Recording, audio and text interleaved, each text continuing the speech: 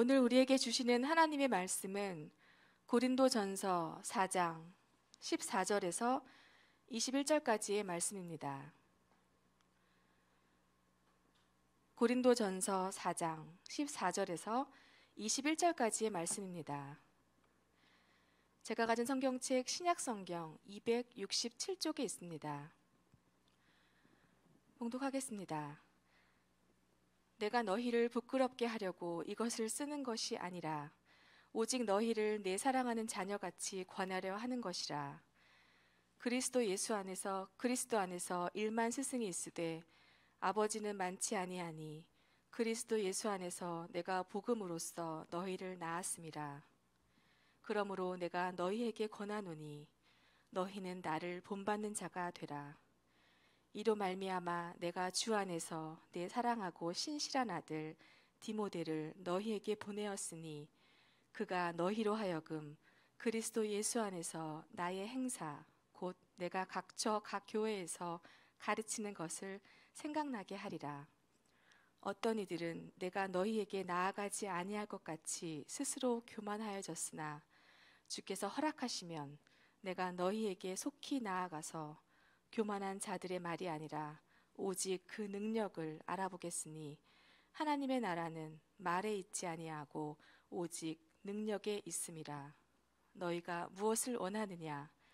내가 매를 가지고 너희에게 나아가랴. 사랑과 온유한 마음으로 나아가라 가랴. 아멘. 아멘. 하나님 말씀 우리 다 같이 함께 하나님 말씀 제목 함께 읽습니다. 시작. 하나님의 나라를 이루는 능력. 하나님의 나라를 이루는 능력이라는 말씀의 제목으로 함께 말씀을 나누려고 합니다. 전 세계적으로 이 겨울철을 맞아서 코로나19 확산세가 심상치 않은 것이 사실입니다. 그래서 미국은 24만 명이 하루에 확진이 되고 3천 명이 하루에 생명을 잃는 일이 생기고 우리나라도 천여 명에 가까운 확진자가 생기고 그리고 병상과 또 여러 가지 의료 공백이 염려되는 가운데 있습니다. 비율적으로 보면 저희 나라가 특별히 최선을 다하고는 있지만 어쩔 수 없는 현상이기도 하다라는 생각도 들면서 그런 어쨌든 이 일로 인해서 세계와 또 우리 국민들과 또 우리 성도들이 고통받는 일에 대하여 우리가 좀 더 기도하고 또 그런 하나님의 은혜가 있기를 간절히 바랍니다. 오늘 본문 중에 고린도전서 4장 20절의 말씀이 오늘 본문의 가장 중요한 주제가 될 것 같습니다. 4장 20절 말씀에 보면 우리 함께 읽습니다. 하나님의 나라는 말에 있지 아니하고 오직 능력에 있음이라라고 말씀하고 있습니다. 하나님의 나라에 대한 성경적인 정의는 여러 가지의 측면이 있습니다. 장차 영원히 사라지지 않고 임하게 될 하나님의 왕국 킹덤이라고 하는 하나님이 통치하는 미래적 왕국을 뜻하기도 하고, 그 다음에 하나님의 구원받은 백성의 모임인 그리스도의 공동체를 뜻하기도 하고, 또는 우리가 살아가는 우리의 삶의 가정을 뜻하기도 하고, 그리고 그런 어떻게 하나님의 나라적 개념 또는 공동체적 개념, 가정의 개념이 아니라 하나님의 뜻 안에 있는 우리의 인생을 말하기도 합니다. 그러나 오늘 어쨌든 말씀 안에서 중점을 두고 하나님의 나라라고 하는 것을 우리가 돌아볼 때 우리 교회와 우리의 가정과 또 여러분의 인생이 하나님의 나라다라고 하는 확신을 먼저 가져야 됩니다. 지금 내가 세상 가운데 살아가고 있고 내가 순간순간 내 의지대로 살아가는 것 같지만 예수 믿는 사람들의 삶은 그 자체가 하나님의 나라의 통치가 이루어지고 있다라는 것입니다. 내 믿음과 내 의지로 하나님의 나라가 되는 것이 아니고, 아까 우리가 찬양할 때 가사 중에 이미 이긴 일에 대하여 승리되어진다라는 이런 찬양의 가사가 있더라고요. 이겼다고 하나님이 결정하시고 승리하도록 하는 이 논리. 여러분은 하나님의 나라이고, 그런데 그 하나님의 나라라고 말하자니 내가 부족한 게 너무 많아서 혹시 내가 하나님의 나라가 아닌가라는 이런 생각은 잘못된 생각이다라는 거예요. 나는 하나님의 나라이고 이 하나님의 나라를 하나님께서 계속 이루어 가실 것이다. 할렐루야. 이 하나님의 나라는 말에 있지 아니하고 오직 능력에 있음이라라는 말씀을 생각할 때 하나님의 나라의 개념을 그렇게 적용하시면 말씀을 듣는데 편하다라는 거예요.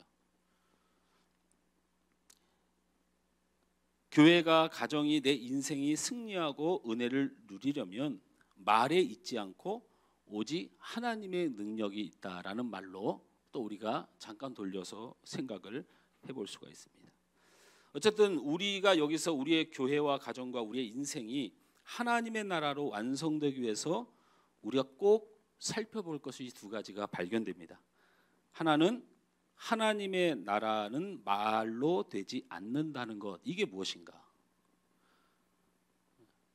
내 인생이 하나님의 나라가 돼야 되는데 내 인생이 하나님의 나라가 되기 위하여 꼭 필요한 게 뭐냐면 하나님의 나라는 말로 되지 않는다에 대한 해석을 분명히 말씀 속에서 발견해야 된다라는 것이고, 두 번째는 그러면 내 인생이 하나님의 나라인데 이 하나님의 나라가 하나님의 능력으로 된다라고 했으니 하나님의 능력이 어떻게 내게 이루어져서 내가 하나님의 나라로 축복의 삶을 살 수 있을까에 대한 이 두 가지의 고민을 분명히 해결해야 되죠.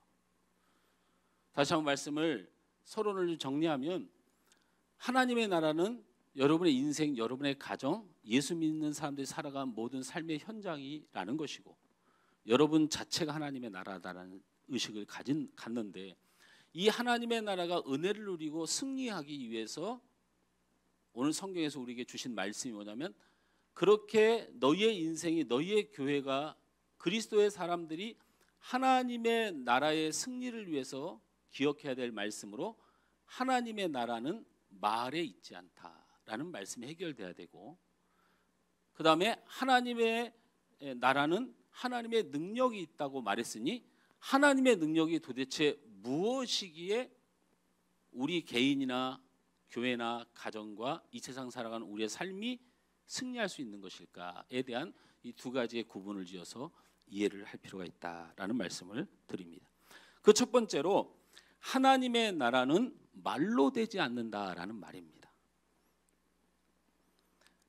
하나님의 나라는 말에 있지 않다, 말로 되지 않는다라는 말은 다시 말하면 제가 전하는 말씀에 오해를 하시면 안 되고요. 고린도서를 기록한 바울의 입장에서 이야기하는 거니까 오늘 내가 하는 말씀이 조금 오해가 없었으면 하는 부분이 이 부분인데 좀 오해가 될 만하게 말을 하면 하나님의 나라는 말에 있지 않다, 말로 되지 않는다라는 것인데 여러분의 신앙 고백으로는 한계가 있다. 이걸 인정해야 된다라는 거예요.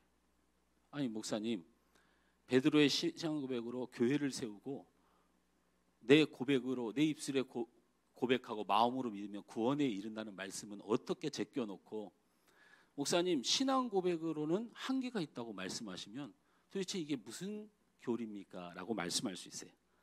그러면 이 말씀은 어떻게 할 건가요? 요한복음 16장 2절 말씀을 다 같이 읽습니다. 다 같이 읽어요. 이게 요한복음 16장 2절 말씀이에요. 이게 예수님께서 직접 하신 말씀이에요. 시작.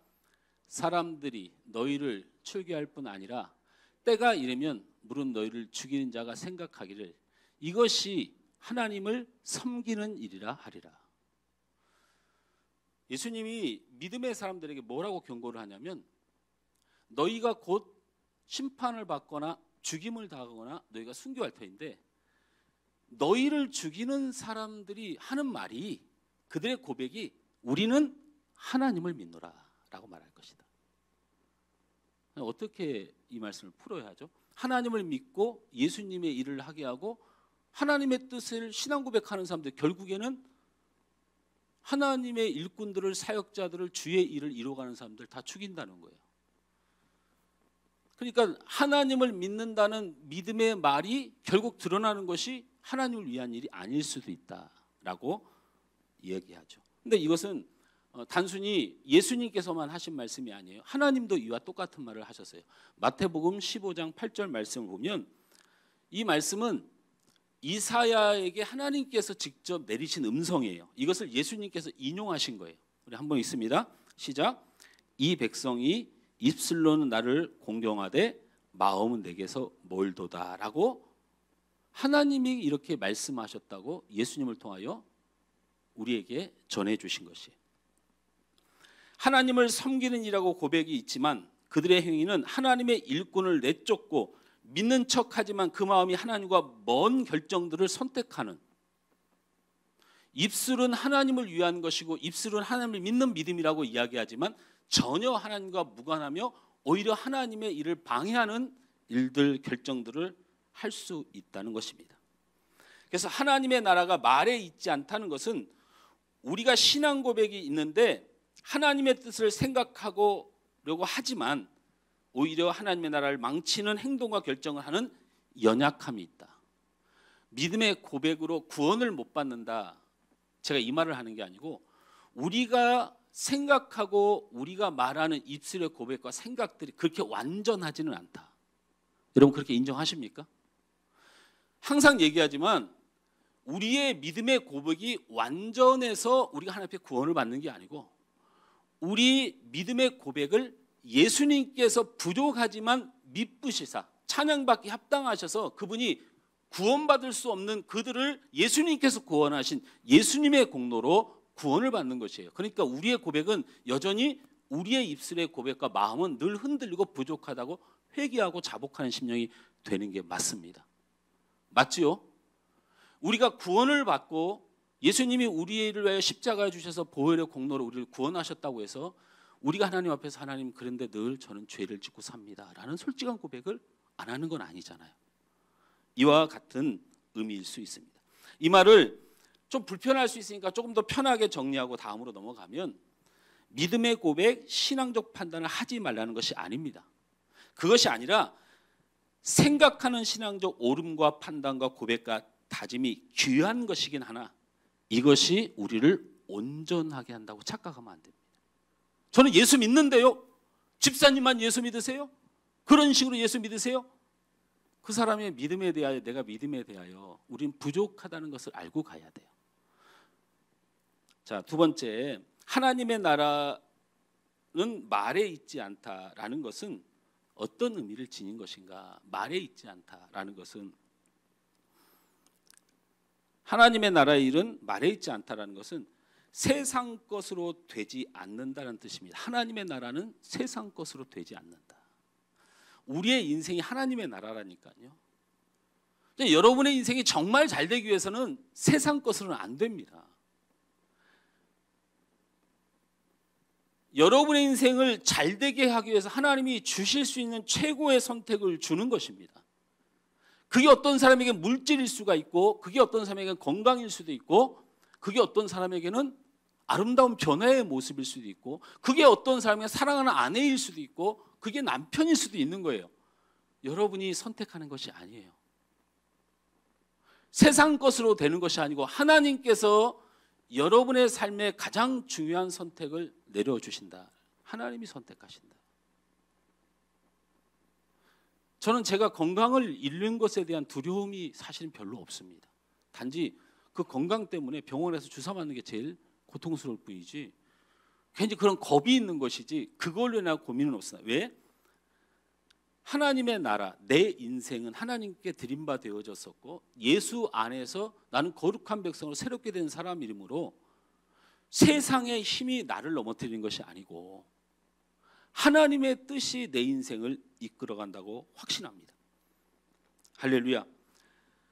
고린도 교회에 이 믿음이 있어야지 소망이 있어요. 고린도 교회에. 그래야 가난한 사람들을 놓고 핍박하는 성만찬 핍박이 없었을 거 아닙니까? 그래야 성도들끼리 서로 의견이 달라서 싸우다 못해 세상 법정에 나가서 고소하는 일이 안 벌어졌을 거 아닙니까? 아볼로가 좋네,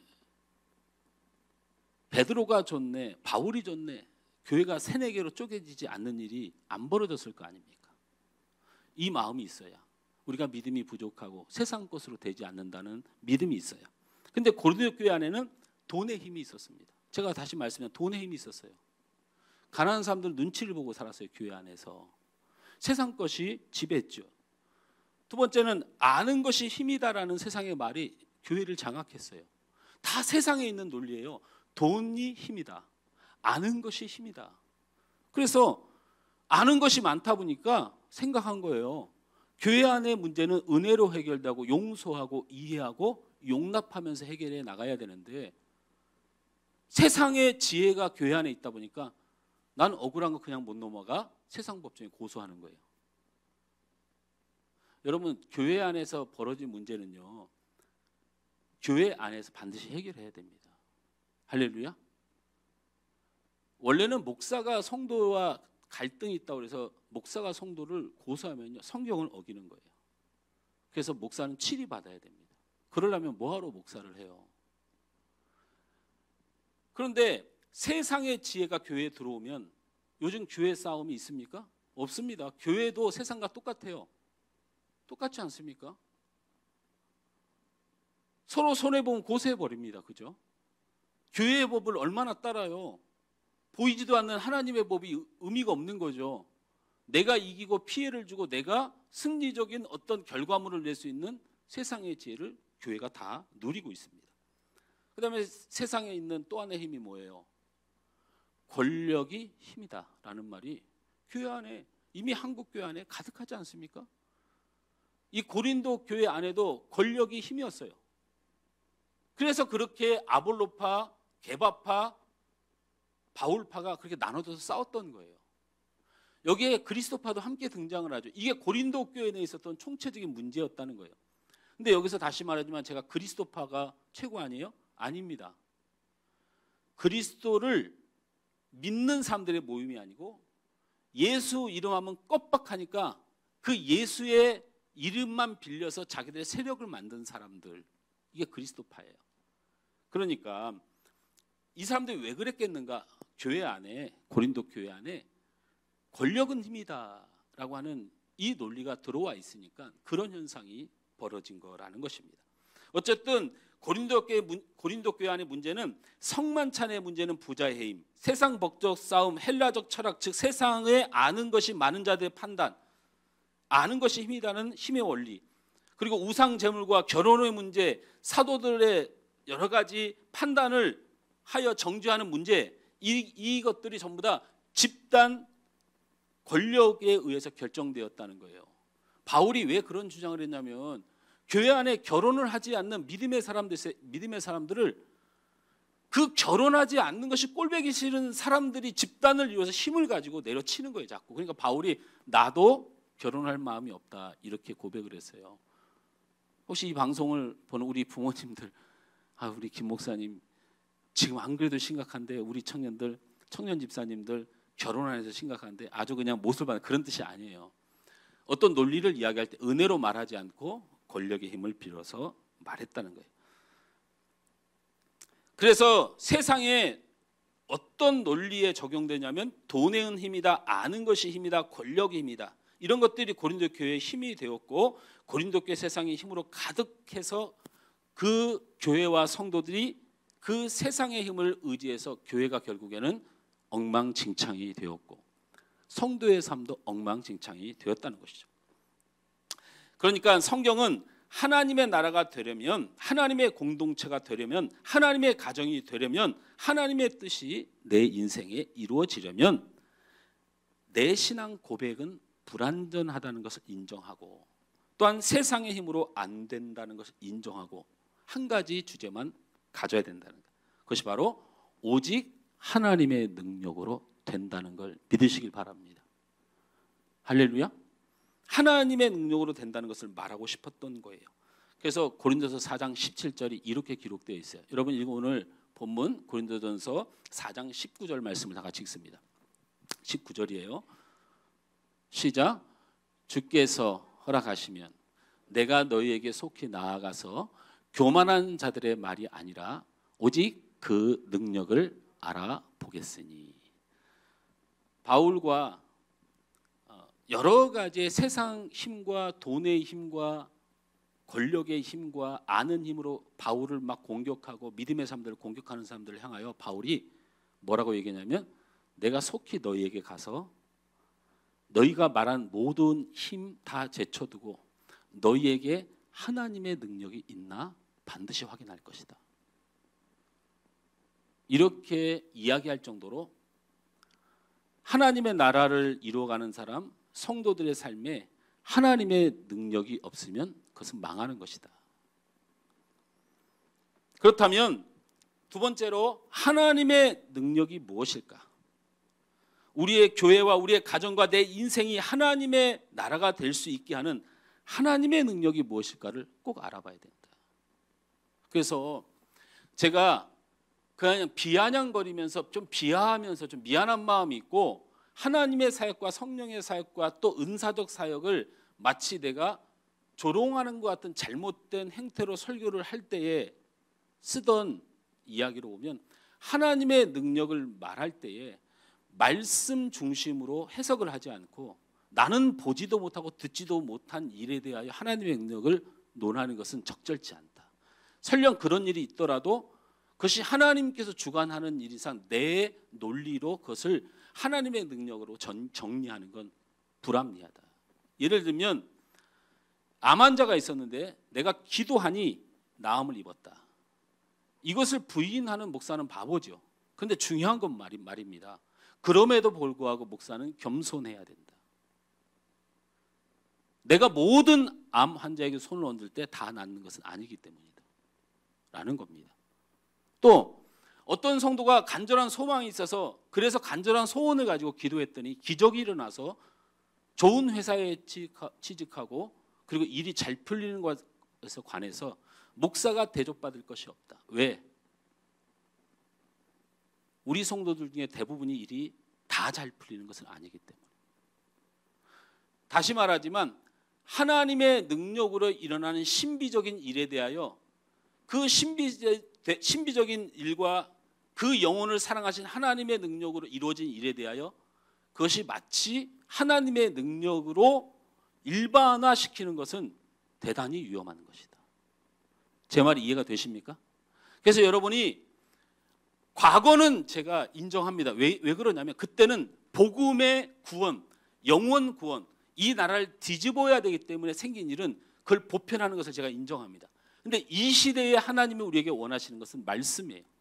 그러니까 여기서 하나님의 능력으로 됩니다 하면서 설교 끝내고 성도들마다 안수기도 한번 하면 하나님의 능력이 쏟아지는 것 같은 비성경적인 논리는 배울 필요도 없고 그 비성경적인 논리 때문에 한국교회가 이 모양 이 꼴 망해가는 거예요. 하나님의 능력이 무엇인가 성경은 분명히 설명합니다. 이 하나님의 능력을 교회가 가지고 이 하나님의 능력을 성도의 삶에 가지고 이 하나님의 능력을 여러분의 인생에 지니면 반드시 여러분이 있는 교회와 여러분이 있는 가정과 여러분이 있는 인생은 반드시 하나님의 나라가 됩니다. 할렐루야.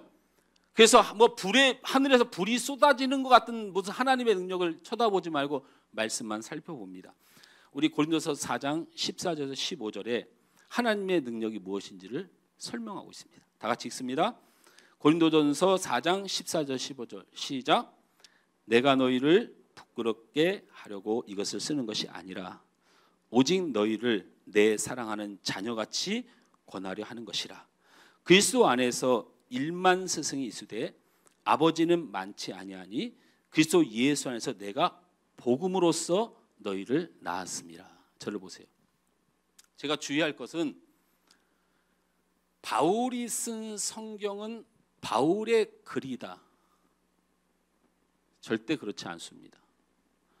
베드로가 말한 것은 베드로의 말이다. 절대 그렇지 않습니다. 이사야가 말한 것은 이사야의 생각이다. 절대 그렇지 않습니다. 여러분, 이 성경에 기록된 모든 말씀은 하나님의 말씀으로 하나님의 섭리와 하나님의 감동과 하나님이 원하신 것을 기록한 정황무오한 하나님의 말씀입니다. 오늘 바울의 이 고백은 어떤 고백이냐면 고린도 교회에 세상의 힘으로 통치를 하고 있고 권력으로 통치를 하고 있고 돈으로 통치를 하고 있는데 그것은 하나님의 교회와 너희가 복받는 기준이 아니라고 설명하면서 내가 너희에게 나갈 때 이것이 하나님께서 원하는 뜻이라고 설명하면서 첫 번째 다루었던 하나님의 능력은 바로 사랑입니다. 할렐루야. 사랑할 때 하나님의 나라가 이루어집니다. 14절 말씀, 15절 말씀 다시 띄워줘 보면요. 여기 보면 내가 너희를 부끄럽게 하려고 이것을 쓰는 것이 아니라 오직 너희를 사랑하는 자녀같이 권하려 하는 것이라. 바울은 굉장히 속이 상한 사람입니다. 지금 그냥 바울은 고린도 교회를 버리고 싶어요. 왜? 사실은 교회를 세울 때 가장 고생했던 것도 고린도 교회고 전도도 참 안 돼가지고 생고생을 하기도 했고 그리고 어떻게든지 바울이 복음을 전하고 희생하고 생명을 걸고 복음을 전해서 가장 그 지역에서 큰 교회로 부흥한 교회인데 갑자기 어느 날 보니까 아볼로를 찾고 바울 게바를 찾고 이런 이유가 아볼로를 찾는 이유는 한 가지입니다. 이 부흥사 아닙니까? 아볼로는 그러니까 이게 헬라인 그리스도, 헬라파 그리스도인들 굉장히 인기가 많아요. 근데 누가 꼴보기 싫으냐면 베드로가 꼴보기 싫어요. 베드로는 전통 히브리 사람이에요. 그러니까 헬라 쪽에서 태어난 사람, 헬라 쪽에서 자란 사람들은 전통적으로 이스라엘에서 살았던 이 베드로가 껄끄러워요. 그러니까 아볼로를 무조건 지켜 세우는 거예요.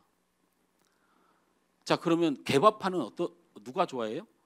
이스라엘에서 태어났는데 전통적인 혈통을 가지고 외국에 나와서 직장 생활하는 유학파들이 와서 보니까 우리는 가난하지만 지네들은 이방의 나라라서 돈을 벌었다고 우리를 괄세하니까 그래도 하나님의 백성의 혈통은 베드로지라고 주장하면서 베드로를 세우는 거예요. 아볼로를 좋아하고 게바를 좋아하는 것 때문에 베드로가 화가 난 게 아니고 하나님의 종들을 자신의 입맛에 따라서 선택하는 이 굉장히 악한 모습을 보고 바울은 너무 속이 상하고 그것뿐만이 아니에요. 하나님의 말씀을 하나라도 지키는 게 없어요. 그래서 바울이 가서 상을 다 뒤집어 엎고 예수님처럼 그렇게 하고 싶은데 바울이 꾹 참고 이 말씀을 준 거예요. 이 말씀을 준 거예요. 다시 한번 그 마음으로 읽어봅니다. 내가 너희를 부끄럽게 하려고 이것을 쓰는 것이 아니라 오직 너희를 내 사랑하는 자녀같이 권하려 하는 것이라. 굉장히 힘든 감정입니다. 15절 말씀에는 사랑이라는 말이 기록되어 있지 않잖아요. 여기는 아주 중요한 비밀이 숨겨져 있습니다. 15절 말씀을 우리 다 같이 읽어봅니다. 시작. 그리스도 안에서 1만 스승이 있으되 아버지는 많지 아니하니 그리스도 예수 안에서 내가 복음으로써 너희를 낳았습니다. 여기서 1만 스승이 있으되라는 말이 있는데 여기 스승이라는 말이 파이다 고고스라는 단어예요. 파이다 고고스라는 단어는 뭐냐면 유대 민족에게는요 종이 있어요. 종이. 그 어떤 종이냐면 6세가 되면 그 아이를 데려다가 감독하고 교육하고 가르치는 스승이 있어요. 성인이 될 때까지 20세가 될 때까지 6세부터 20세가 될 때까지 그 아이들을 교육하는 스승이 있는데 그 사람들을 뭐라고 얘기하냐면 파이다 고고스라는 이름으로 불러요.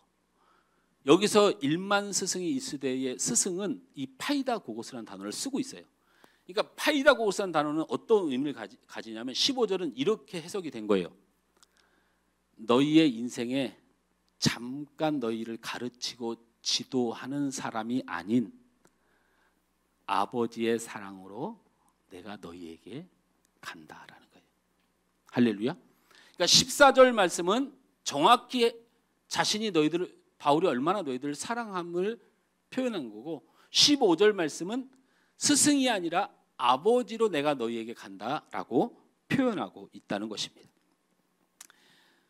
15절 말씀을 우리가 봤을 때 스승이 있으되 아버지는 많지 아니하다라는 것은 잠깐 의무적으로 돌보는 입장이 아니라 아버지의 마음과 사랑으로 내가 너희를 대하고 있다라는 것을 표현한 것입니다. 자, 저를 보십시오. 여기서 우리가 알아야 될 것은 우리가 스승으로 끝나서 망하는 거예요. 우리는 사랑으로 끝을 맺어야 됩니다. 지적할 수 있어요. 지적할 수 있습니다. 사랑이 없이는 지적하면 안 돼요. 교회는 우리 가정 안의 구성원은 그렇게 사랑이 끝이어야 됩니다.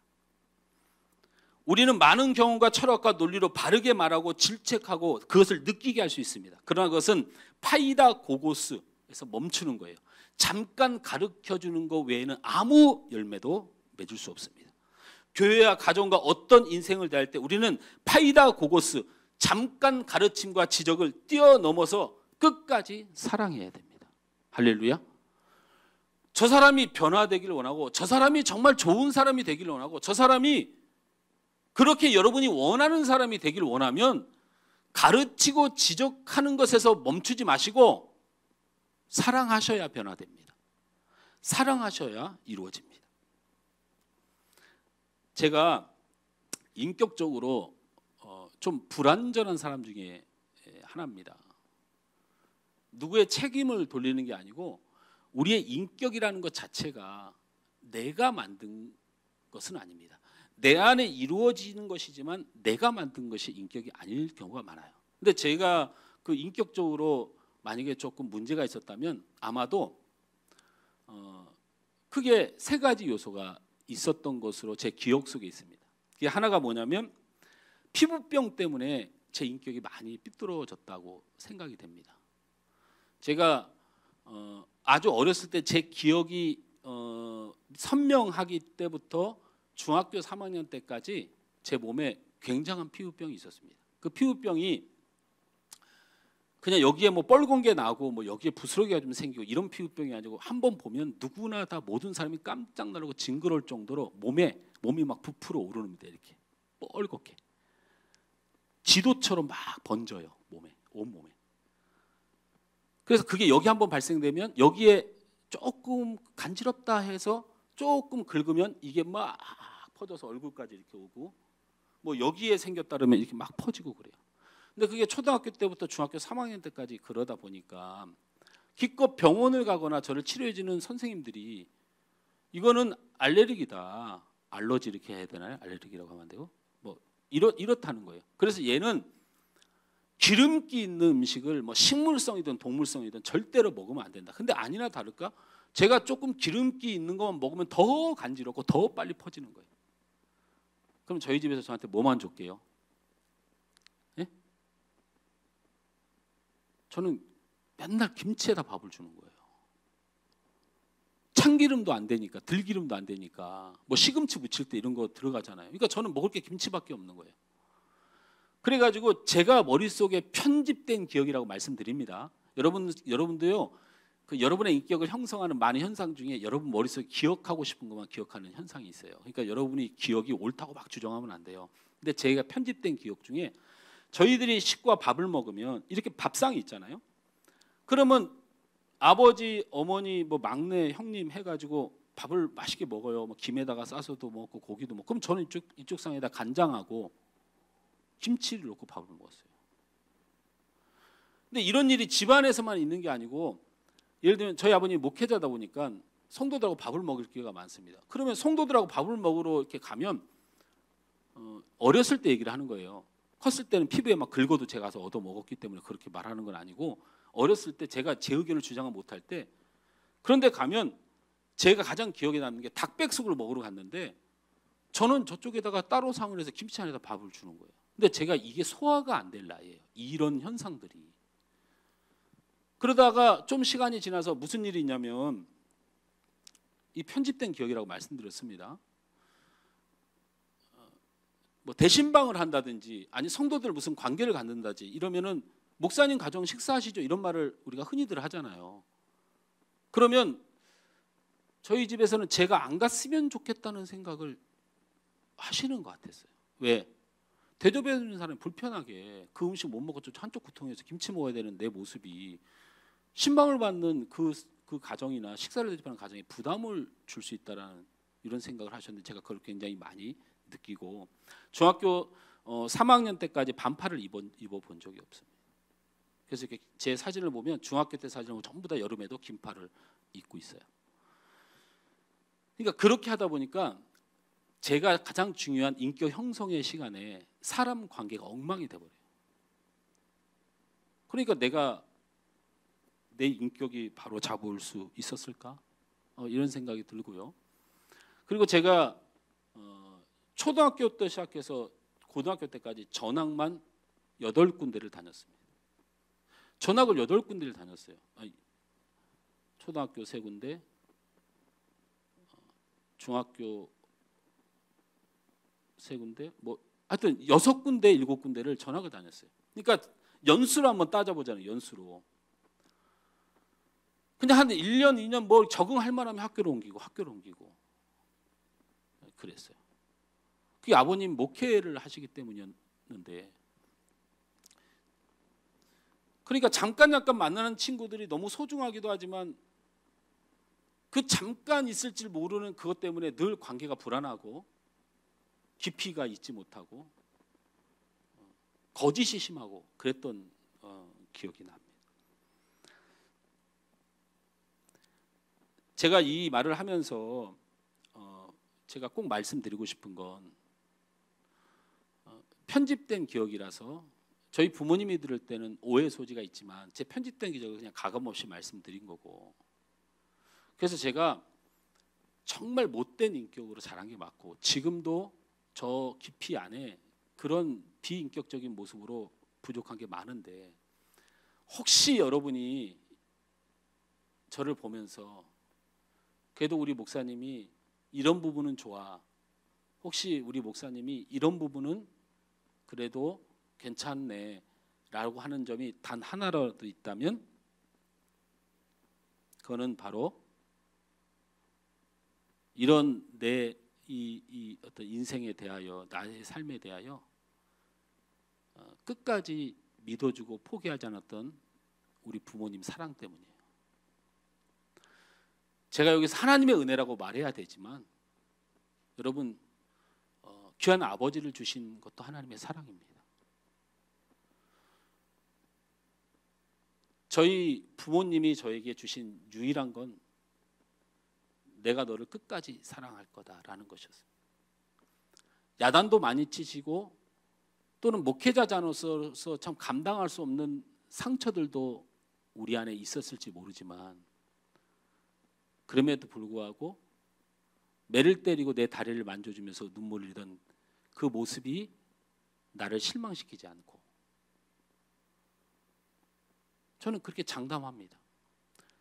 저희 아버님, 저희 부모님이 제 사랑을 포기하지 않아서 제 환경이 그래도 제가 온전해져 갈 수 있었다는 것입니다. 우리에게 필요한 것이 정확한 판단이 아닙니다. 이게 여러분 무슨 얼마나 대단한 의미가 있고 우리가 판단하는 그 판단이 정말 옳은 것이 될 수 있습니까? 이쪽이 옳은가 저쪽이 옳은가를 생각하는 생각이 아닙니다. 우리가 어떤 것을 판단하고 어떤 것이 옳으냐 그냐를 선택하기 전에 반드시 마음속에 결정해야 돼요. 내가 그를 사랑하느냐예요. 사랑하지 않은 사람은 판단도 하지 말고 지적도 하지 마세요. 하나님의 나라가 이루어지는 것은 이쪽 저쪽도 아니고 정확히 판단하는 것이 아니라 바로 사랑하는 것입니다. 우리의 인생이 하나님 앞에 구원을 받는 유일한 조건은 이게 옳으냐 저게 옳으냐 판단이 아니고 십자가에 죽으신 예수님의 사랑 때문에. 교회 안에 다른 것들이 아무리 없어도 사랑이 있으면 됩니다. 우리 가정 안에 아무것도 없어도 사랑이 있다면 우린 반드시 하나님의 나라를 이룰 수 있습니다. 그것이 하나님의 나라를 이루는 하나님의 능력입니다. 바울은 이 점에 대하여 얼마든지 성경적으로 얼마든지 성령 안에서 얼마든지 말씀 안에서 가서 고린도 교회 성도를 싹 뒤집어 버리고 싶었고 권력과 힘과 부와 인간적인 방법으로 교회를 통치해가는 그 방법을 보면서 얼마든지 다 갈아엎을 수 있었지만 나는 너희를 부끄럽게 할 마음이 없고 내가 너희를 사랑하며 내가 너희들을 지적하는 것을 멈추지 않고 너희들을 위하여 생명 다하여 너희를 사랑한다고 고백했던 것. 하나님의 능력은 사랑입니다. 할렐루야. 두 번째로 하나님의 능력은 어떤 것이 있나를 봅니다. 함께 읽습니다. 고린도전서 4장 16절 말씀을 읽습니다. 시작. 그러므로 내가 너에게 고난하노니 너희는 나를 본받은 자가 되라. 17절 말씀. 무엇을 본받으라고 하는 건가요? 17절 말씀을 다 같이 읽습니다. 없나요? 네. 자, 17절 말씀은 성경을 봅니다. 시작. 이로 말미암아 내가 주 안에서 내 사랑하고 신실한 아들 디모데를 너에게 보내었으니 그가 너희로 하여금 그리스도 예수 안에서 나의 행사 곧 내가 각처 각 교회에서 가르친 것을 생각나게 하리라. 저를 보세요. 네, 있네요. 저를 보세요. 하나님의 능력입니다. 하나님의 나라가 여러분 인생을 이룰 수 있습니다.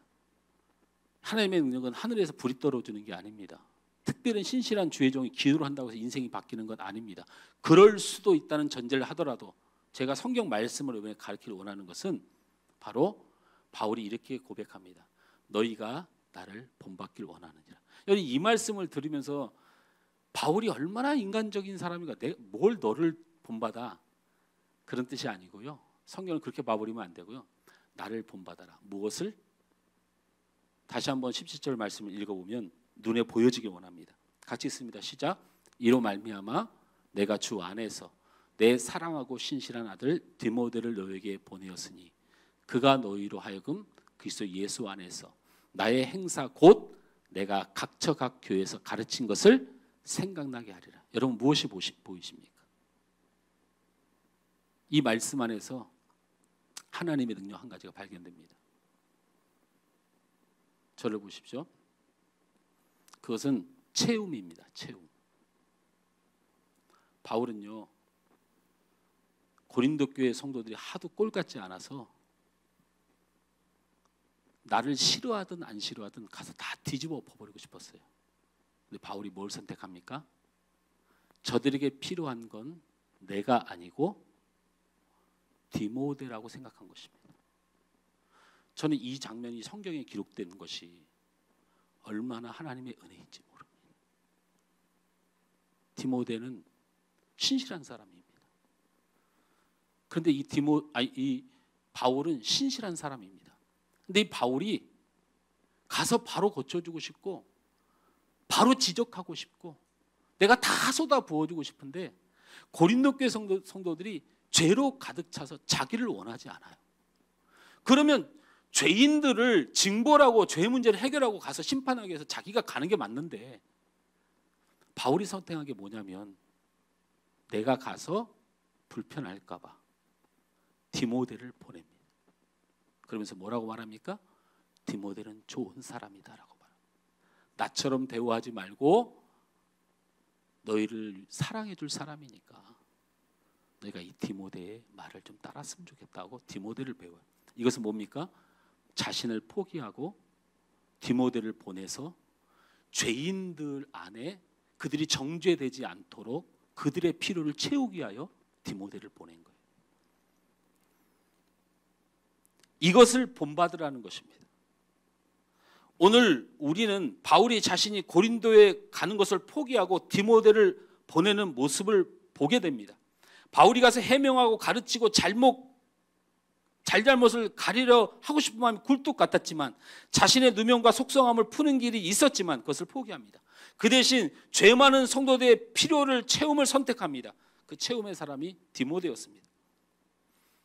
예수님은 마태복음 13장 5장 13절에서 14절에 그리스도의 사람에 대해서 설명할 때 너희는 세상의 소금이고 너희는 세상의 빛이라 하니까 우리가 이렇게 표현합니다. 소금은 굉장히 귀한 것이다. 빛은 굉장히 귀한 것이다. 여러분 이걸 어떻게 귀한 것으로 해석을 합니까? 세상에 소금이 없으면 어떻게 되겠냐? 세상에 빛이 없으면 어떻게 되겠냐는 귀한 걸 말하는 게 아니고 세상의 필요를 채우는 자가 되라. 할렐루야. 빛이 필요합니다. 소금이 필요합니다. 너희가 그런 사람이라는 것을 마태복음 5장 산산수훈을 시작하면서 주의 제자들에게 첫 번째 선포하는 것이 너희가 소금이고 너희가 빛이라고 말한 것. 바로 체험에 대한 이야기를 하는 것입니다. 예수님이 십자가의 죽으심은 우리로서는 구원받을 수 없는 인생의 길을 예수님의 보혈로 채워주신 사건입니다. 오늘 바울은 성도의 옳고 그름, 자신의 억울함과 입장을 다 내려놓고 디모데를 보냄으로 교회와 성도들의 채움을 선택한 것입니다. 교회는 선택하는 사람들의 기준을 우리가 교회를 선택하는 사람들의 기준을 잘 보면 여러분이요, 은혜를 채우는 겁니다. 가장 중요한 건 여러분이 말씀의 은혜로 채우는 겁니다. 성령의 능력으로 채우는 겁니다. 예배의 은혜로 나를 채워가는 거예요. 또한 내가 채울 것이 없는가가 여러분이 교회를 섬기는 방법입니다. 왜 교회를 다니면서 영화부가 잘 돼 있는지 주차장이 잘 돼 있는지 나를 갖다가 도와줄 사람이 많은지를 왜 찾아다닙니까? 뭘 더 얻으려고, 뭐를 더 가지려고, 뭐를 더 누리려고. 교회는 섬기기 위하여, 채워주기 위하여 그곳에 가는 겁니다. 하나님의 교회의 역사는 채움의 역사입니다.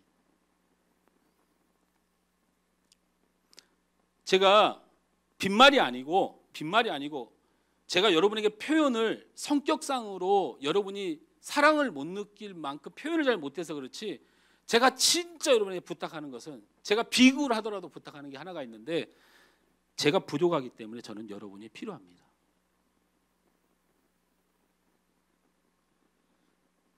여러분의 체험이 없이는 하나님의 교회가 채워질 수가 없습니다. 우리는 많이 부족한 사람들을 대하게 됩니다. 여러분 주변에는 많이 부족한 사람들이 보여집니다. 그들의 부족함이 죄가 되기도 하고 문제가 되기도 합니다. 그러나 여러분, 그 죄를 덮어줌으로 채움의 사람이 되시길 주님으로 축원합니다. 문제 앞에 고통밖에 그렇게 몰지 말고, 어떤 사람이 문제가 있다고 그 사람을 지적해서 그 사람이 고통받을 정도로 내몰지 말고, 그 사람이 부족한 게 있고 문제가 있으면 여러분이 그의 어려움을 채워주면서 그의 인생이 해답을 만난 것 같은 기쁨을 선사해 주시길 바랍니다. 가정 안에 부족한 이에 대해서 부족한 것을 고쳐서 무엇인가를 얻으려 하면 절대 하나님의 나라가 되지 못합니다. 남편도 아내도 부모도 자녀도 서로 그 부족함을 내가 채워갈 때 하나님의 나라가 될 수 있습니다. 말씀 맺습니다. 인디언 우화에 보면 물지개꾼이라는 이야기가 있더라고요. 이 물지개꾼이라는 이야기는 어떤 이야기냐면, 여러분 왜 옛날에 우리 어르신들 집으로 엮여진 이 등판 달린 이걸 지고 양쪽에다가 이렇게 긴 나무가 돼 있어서 그 끝에 양동이 그 물통을 이렇게 달아 매잖아요. 그래서 우물가에서 그걸 퍼가지고 날르는 이런 거예요. 근데 이 물지개꾼이 물을 날아서 날마다 이 주인의 집에다가 그 물을 퍼다 나릅니다. 근데 이 물지개꾼이 지고 있는 물통이 하나는 멀쩡한 물통인데 하나는 금이 간 물통이에요. 그래서 지게꾼이 기껏 귀한 물을 양쪽에 담아다가 주인 집에 딱 도착을 하면 이 온전한 물통에는 물이 가득해서 주인한테 잘 드릴 수가 있는데, 이 금이 간 물통은 물이 졸졸졸졸 새가지고 가면 반통밖에 안 남아요. 그러자 어느 날 이 금이 간 물통이 너무 마음이 아프고 미안해서 지게꾼에게 이렇게 말합니다. 지게꾼님, 미안해요. 그리고 죄송해요. 그러자 이 지게꾼이 금이 간 물통에게 말해요. 뭐가? 제가 자꾸 모자라고 부족하고 자꾸 세서 우리 지게꾼님이 나 때문에 2번이나 왔다 갔다 해야 되고 가면 맨날 주인한테 야단 맞고 그러잖아요. 저 때문에 참 미안해요.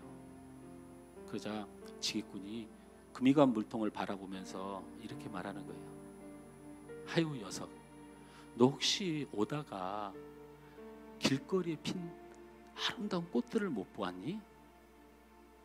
네? 그게 무슨 말이세요? 하고 금이가 물통에 묻자. 그거 네가 키워준 거야. 어느 날 보니까 네 물통에서 자꾸 물이 새더라. 그래서 내가 거기에다가 꽃씨를 쫙 뿌려놨어. 근데 신기하게도 네가 거기다 계속 물을 주니까 꽃들이 자라난 거야. 너 그 길을 다시 돌아보렴. 이상하게 네가 지나갔던 한쪽 방에만 꽃이 가득하지 않니? 근데 네가 온전한 물통보다 훨씬 더 귀한 존재인 거지. 더 한 가지 좋은 사실은 네가 내가 주인한테 맨날 야단 받는다고 생각해 그게 미안하겠다고 생각을 하는데 그렇지 않아. 이 꽃들을 꺾어다가 날마다 주인의 상에 두니 나는 날마다 칭찬을 받았단다. 너는 절대 버림받은 물통이 아니야. 사랑하는 성도 여러분, 금이 간 물통을 책망하지 않고 사랑한 지기꾼을 기억하십시오. 그리고 그 금이 간 물통을 버리지 않고 그 흠을 채워줬던 이 귀한 지기꾼을, 이 채움을 기억하십시오. 그 사랑과 채움으로 하나님의 나라가 되는 것입니다.